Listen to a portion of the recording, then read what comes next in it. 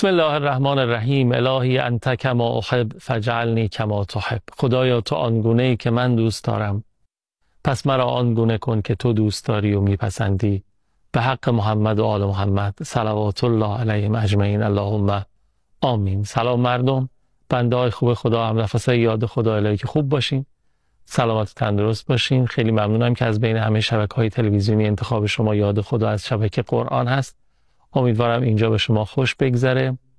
پنجره‌ای که رو به حرم مطهر امامزاده موسی مبرقع علیه السلام از یاد خدا باز شده، امیدوارم زمینه رو فراهم بکنه که شما هر چه زودتر تشریف بیارید به شهر مقدس قم، منطقه 40 اختران و زائر با مرام و معرفت 42 امامزاده واجب التعظیم و لازم التکریم باشین که یکیشون که همون امامزاده موسی مبرقع هست فرزند بلافصل آقای امام محمد تقی جوادالعلم علیه السلام هستند. انشاءالله که این اتفاق مبارک برای همه شما بیفته به برکت صلوات بر محمد و آل محمد. اللهم صل علی محمد و آل محمد و عجل فرج. بفرمایید یاد خدا. اللهم صل علی محمد و آل محمد و عجل فرجهم. با اجازه شما سلام و خیر مقدم بگم به استاد محمدی شاهرودی که قدم به چشم من گذاشتن. آقا سلام علیکم و رحمت الله. خیلی خیلی خوش آمدین، خوشحالم از زیارت. سلام علیکم و رحمت الله. ممنون، متشکرم و من خوشحالم از زیارت شما و محبت دوستان عزیز بیننده که از طریق تصویر ما رو میبینن و ما هم خوشحالیم که در محضر شما و در خدمتشون هستیم. اعوذ بالله من الشیطان الرجیم. بسم الله الرحمن الرحیم. الحمد لله رب العالمین و صلی الله علی سیدنا محمد و آله الطاهرین. عرض سلام و ارادت دارم محضر دوستان عزیز بیننده و آرزوی سلامتی، طول عمر، توفیقات فراوان، آرزوی قبول طاعات و عبادات و اون کارهایی که برای دین و برای خدا و برای پیشبرد دین انجام میدن که انشالله زیاد هم انجام میدن. خداوند انشالله همه رو قبول کنه. از جمله عبادتهای خوب شما دیدن همین برنامه هاست که حاصلش میشه کسب علم. من کان فی طلب العلم کانت الجنت فی طلبه. هر کس دنبال علم باشه بهشت دنبال اوست. بهشتی که همه عالم باید دنبال او باشن و هستن و دنبال کسی است که او طالب علم باشه. و خب دوستان مردم با این برنامه دارن علم رو پیگیری میکنن و دنبال علم هستن. خب بس ما در رابطه با رسیدیم به صفات خدا. بله. بعد از اون در مسیر خداشناسی، بعد از بخش اول که اثبات خدا بود، رسیدیم به بحث صفات خدا. نکاتی رو فرمودین و اولین انتخاب شما انتخاب صفت علم بود که پیرامون علم هم توضیحات رو فرمودید. ما در ادامه در خدمت. بله، ما علم رو اثبات کردیم. دوستان دو تا نکته باقی موند که من دیگه صلاح نمیبینم وارد اون بحثا بشم، چون باز اون بحثای دقیق و فنی مثل دانشگاهی و حوزوی، بحث بدا و بحثی از این قبیل واردش نمیشیم که نگرانیم که نتونیم در حد رسانه اونها رو مطرح بود. به همین دلیل یه از اون بحث میگذاریم. پس خدای متعال هم به اعتبار عقل چون واجب الوجود هست، هم نقل آیات و روایات علم داره و گفتیم علمش هم عین ذاتشه. بله، گاهی ممکنه که علم خداوند متعال در مقام فعل باشه. وقتی مثلا میگیم که انه سمیع علیم، یکی میگیم سمیع معناش این نیست که مثل ما گوش داره و مثلا پرسون لاله گوش داره و پرده سماخ و این اصلا از این طریق میشنوه. یا وقتی میگیم بصیر معناش این که چشم داره میبینه. و پس معناش چیه؟ معناش اینه که خدا عالم به همه مسموعات، همه شنیدن ها علم داره و همه دیدنی ها رو هم علم داره. این علم در مقام ذات عین ذاته، در مقام فعل میشه صفت فعل. یعنی تا مبصری در خارج نباشد دیگه بصیر معنا نداره، تا مسموعی در خارج نباشه دیگه سمیع معنا نداره. این حالا اشاره کردم ازش رد میشم. پس اونم برمیگرده به همین علم. خیلی از بحث خیلی از صفات دیگه خدای متعال برمیگرده به همین علم که عالم است به همه مخلوقات و عالم است به علم ذاتی. معنی علم ذاتی اینه که زمانی هم که هیچ معلومی نبود خدا عالم بود. ما تا معلوم نباشه علم نداریم، باید معلوم باشه تا علم داشته باشیم. خدا نه، خدای متعال عالم است، چه معلومی در خارج باشد چه نباشد، چون عین ذاتش. نکته دیگه عرض میکنم اینه که علم خدای متعال که حالا عالم معلومات هم هست،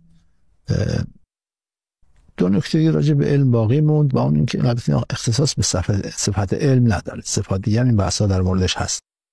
یکی این که علم خداوند عین ذات، اینو گفتیم. دوم این که علم خدای متعال حد نداره، مثل ما نیست که بخواد علمش محدود باشه.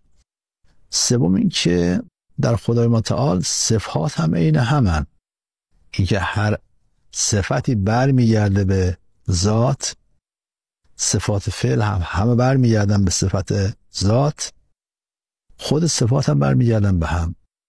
یعنی وقتی میگیم که عالم و قادر اینا دو چیز نیست، بلکه یک حقیقت.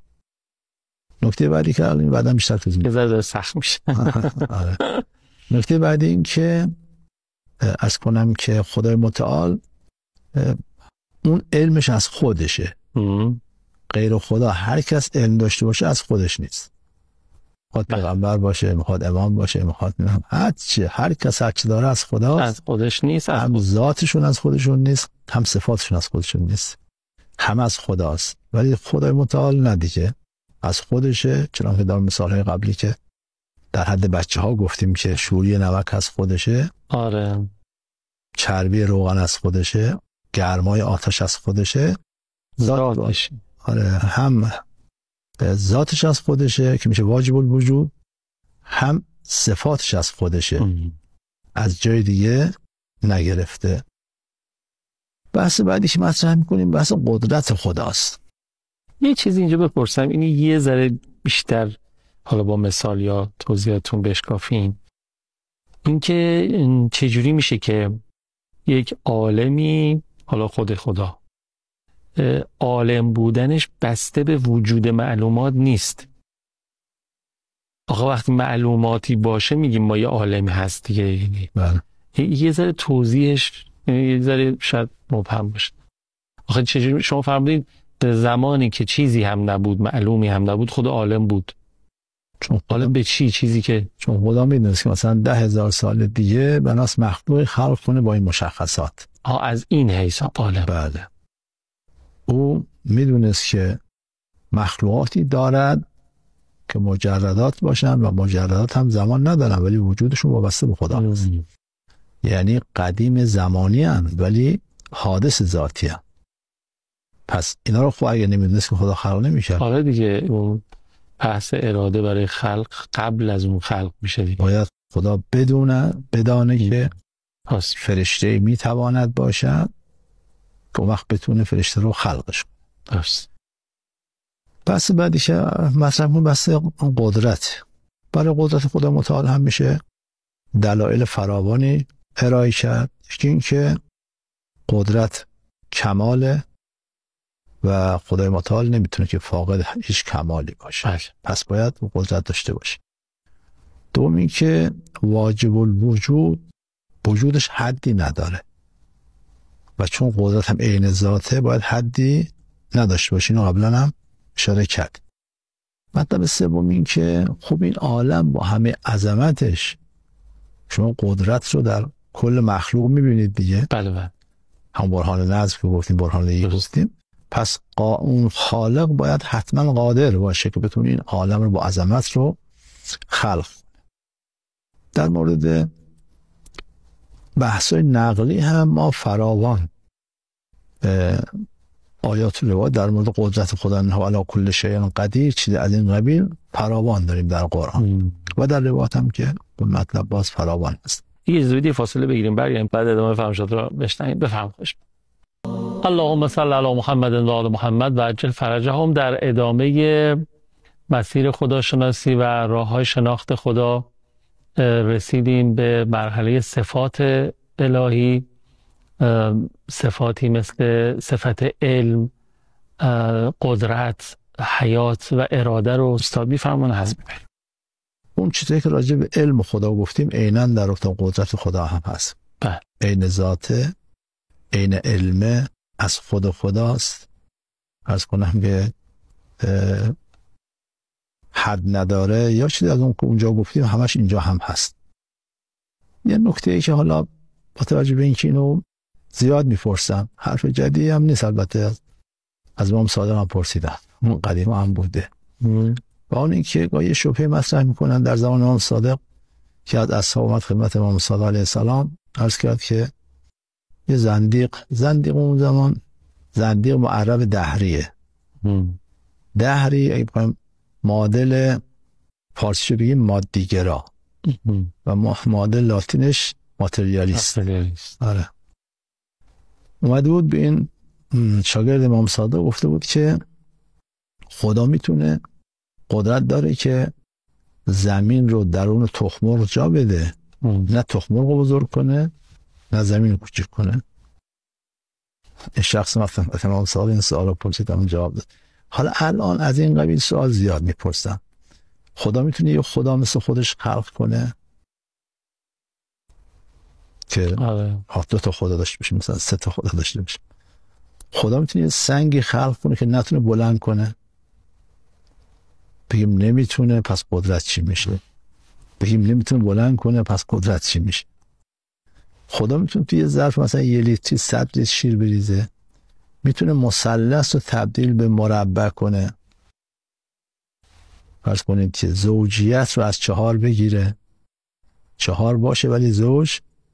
از این دست شبهات الان مثلا میتونیم فضای مجازی یه افرادی اتاق فکری دارن اونجا نشستن و شبهات رو خلق میکنن با انیمیشن و نمیدونم شکل با اون به کار گرفتن هنر هم اینها رو منتشر میکنن و ذهن خیلی افراد رو مثلا جوانها رو خراب گره های ذهنی ایجاد میکنن. آره، سال مشکلات ایجاد. عرض میکنم که این گونه موارد که مطرح میشه اینا توجه ندارن که نشدن اونها به قادر بر نمیگرده، فعل نشدنیه. البته امام صادق علیه السلام بهش فرمود که خب شما برو بیرون نگاه کن. رفت بیرون نگاه کرد، برگشت بهش گفت چی دیدی؟ گفت خب زمین دیدم، آسمان دیدم، ستاره ها دیدم. فرمود اینو خدا کجا جا داده؟ گفت تو چشم. کجا چشم؟ عدسی چشم. پس خدا هم بزرگتر از زمین رو در کوچکتر از تخم‌مرغ جا داده، اونجایی که فعل امکانش هست. این خودش قدرت نمایی است دیگه. این که شما مثلا فرض کن که میتونی از فضا کل کره زمین رو ببینی. کره زمین کجا جا گرفته؟ تو چشم. خیلی از تخم‌مرغ کوچکتره دیگه. بله. این جواب هم جواب خودش علمی هست. البته امام رضا علیه السلام پاسخ دیگه دادن که اون طرف مسائل فلسفی رو میفهمید. امام فرمود که خب محال سنو هست، محال ذاتی، محال عقلی، محال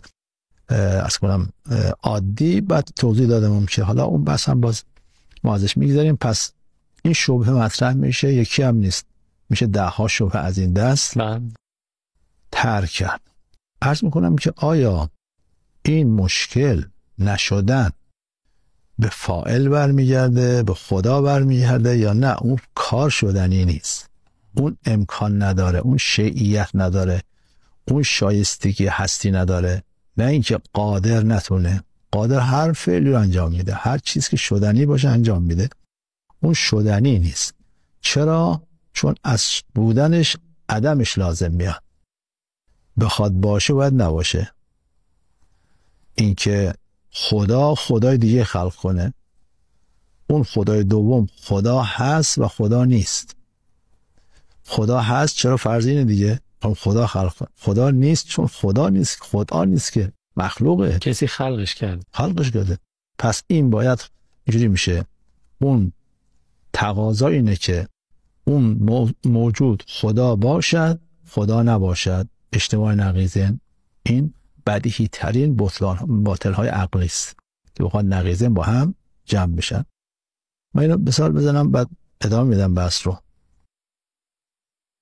این نداشته باشید شما بخواید یه ساختمون بسازید، برای یه اداره میخواد ساختمونی بسازید، یک معمار دعوت میکنید یا یک مهندس دعوت میکنید، میگم من میخوام این ساختمان مثلا 10 طبقه بسازم، چقدر هزینه‌اش میشه؟ هر کدوم مثلا میگه 10 میلیارد. میگه خب چقدر طول میکشه؟ میگه 2 سال. میگه نه من عجله دارم، کارمندای ما بیرونن، میخوایم که هرچه سریعتر ساختمان ساخته بشه اینا بیان. میگه خیلی خب شما به جای 10 میلیون 20 میلیون بده، من 1 سال تحویل میدم. میگه نه من عجله دارم نمیشه. خیلی خب شما مثلا فرض کن 50 میلیون بده، من 6 ماه تحویل میدم، همه رو از مثلا پیش ساختار استفاده میکنم، 3 شیفت کارگر میدم، چنین. آخرش میگه نه آقا من میخوام که در از 1 ثانیه این ساختمان 10 طبقه رو تحویل بده، هرچند پول بخوای بهت میدم، هرچند کارگر بخوای، بنا بخوای، هر چی بخواد در اختیارت، که چیکار کنی؟ بسازید. در از 1 ثانیه ساختمان تحویل بدی. چی میگه؟ میگه نمیشه، این محاله. نمیشه. آخه این که تو پول هرچی داری داشته باش، هرچی قدرتی داشته باش، کار شدنی نیست. این ساختمان زمان میخواد، ماده بدون زمان معنا نداره. تمام مثالایی که اینا زدن و تمام اشکالهایی کردن برمیگرده به همین که اینها میخوان که آنچه شیعیت نداره، آنچه شدنی نیست بشود، یعنی نقیضین با هم اجتماع کنن. ها من خداشو گفتم، این که زمین در اون تخم مرغ جا بگیره. زمین باید کوچک باشد، زمین باید کوچک نباشد. باید کوچک باشد برای چی؟ برای اینکه جا بشه، تو تخم مرغ جا بشه. باید کوچک نباشد چون زمینه خیلی بزرگتر از تخم مرغه. یعنی باز اجتماع نقیضین. باز مشکل از این فعله که نشدن نیست، نه از فاعل. مشکل از سوال کننده است به نظر من. از این چه سوالیه؟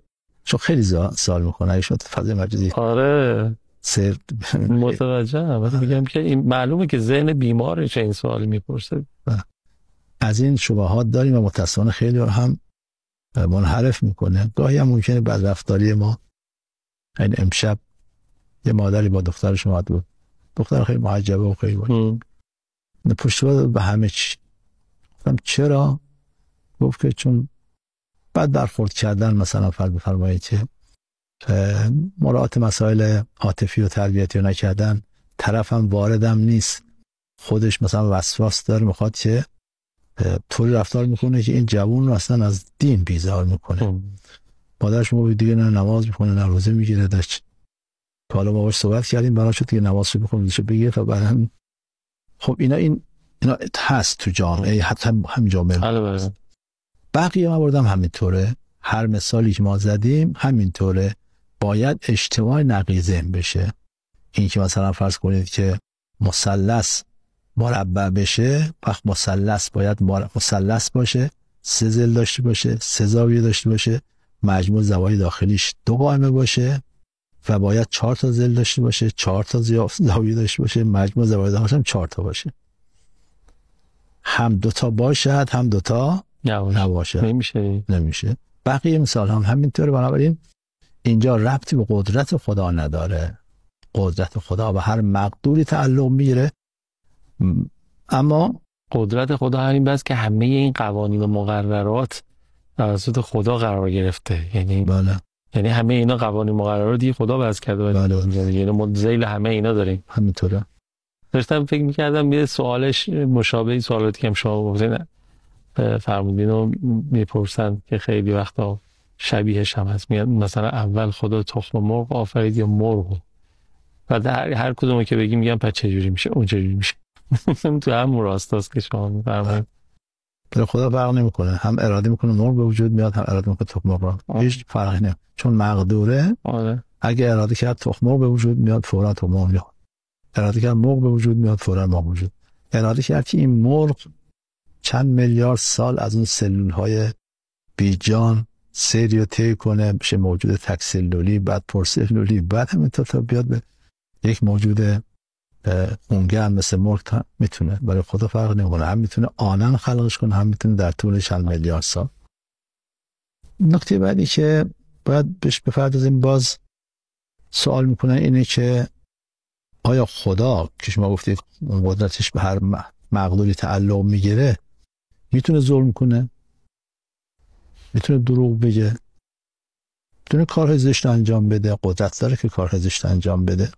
اینم باز سوالی است که باید مطرح میشه و باز ذهن‌ها رو خراب میکنه. پاسخ اینه که بله، قدرت خدا اینجا حدی نداره، این کارا رو میتونه انجام بده، اما انجام میده خیر. چرا؟ چون حکیمه، چون صفات دیگری هم داره. بله، چون حکیمه، چون عادله، چون همینطوره.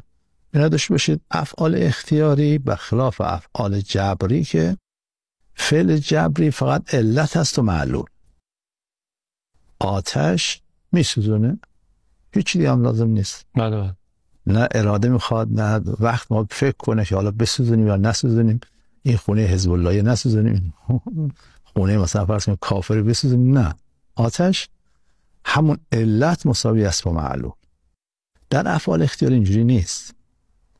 دو تا علت داریم، یک قدرت که همون مثل آتش باشه، دو اراده، داعی، انگیزه. اگر فعلی انگیزه نداشته باشه فاعل مختار انجام نمیده. انسان میخواد کاری انجام بده هم باید قدرتش داشته باشه، انسان نمیتونه پرواز کنه چون قدرتش نداره. هم باید انگیزش داشته باشه. انسان هرگز مثلا فرض کنید که توی صافی آب نمیریزه. صافی که میدونید چیه دیگه؟ بله دیگه، چون میریزه از اون ورش دیگه. آره. چرا؟ چون داعی وجود نداره که باید این کار انسان انجام بده. پس در افعال اختیاری هم قدرت باید باشد، هم انگیزه و داعی. خدای متعال قدرت داره ولی داعی نداره. چرا؟ چون حکیمه، چون عادله، چون عالمه. قبحی مسئله رو آگاه هست. پس اون سوال که مطرح شد که آیا خدا میتواند کار قوی انجام دهد؟ پاسخش اینه بله، انجام میدهد خیر. قدرت دارد ولی داعی ندارد، پس انجام نمیده. این هم یک نکته راجع به قدرت عرض کنم خدمت شما که حالا چند تا سوالی هم مطرح شد، بحث هم بگذاریم. بحث سومی که مطرح میکنیم بحث حیاته، چون خداوند حیه. باز هم در قرآن داریم هم در روایات داریم الله لا اله الا هو هو الحی القیوم. خدمت شما عرض کنم که هم در روایات داریم هم عقل حکم میکنه که چون حیات کمال موجود جاندار برتر است یا موجود بی جان؟ جاندار. پس این کمال، حتما خدا این کمال داره. مطلب بعدی که اصلا علم و قدرت هر جا باشد حیات هست. لازمه ای که علم و قدرت وجود داشته باشه حیاته. پس خدا حیات هم داره. تا دلایل دیگری هم بر حیات و ذات باری تعالی داریم.